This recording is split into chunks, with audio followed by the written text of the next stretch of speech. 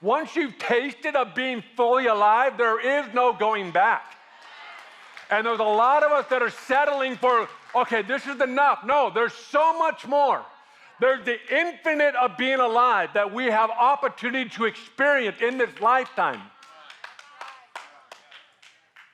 So Peter jumps in the water, he makes his way to the shore, and Jesus is sitting there with a little fire. Hey, bring me some fish. Let's have some breakfast.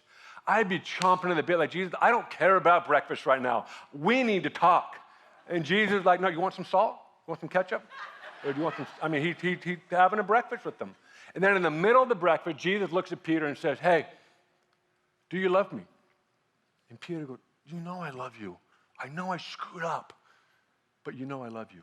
Jesus is like, all right, good. You want some more fish? Yeah, good, here's some more fish.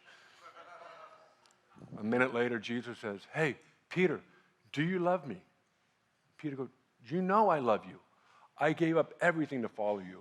I am so hopeless and discouraged right now. I am nothing without you. And Jesus says, okay, all right, good. A moment later, Jesus looks at Peter for the third time. Why 3 times? Because he denied him 3 times. He looks at Peter and says, do you love me? And Peter says, you know I love you. I think Peter just lost it because he had been pent up of being dead and he wants to be fully alive again. Do you notice that Jesus never brings up the situation that Peter denies him? Isn't that interesting? I just find that very fascinating. I think some of our helping people work through the issue, we stay on the surface and not getting to the root.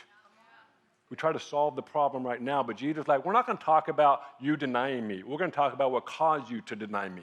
And what was it? Love. And he addresses him around the topic of love. So here we have Peter, Luke 5, full surrender, full surrender. Now, why did he deny Jesus?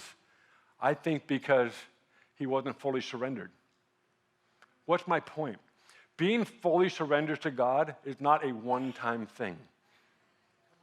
It is a constant posture of the heart of being fully surrendered. It's a daily thing. It's a constant reality. Why? Because we live in a world system that is telling you the exact opposite. And you and I have to make a conscious spiritual emphasis on I am fully surrendered because I want to be fully alive. I want to relinquish control when everything in me wants to get control. And whenever we're scared, whenever we live in fear, whenever we have anger, we just want to control.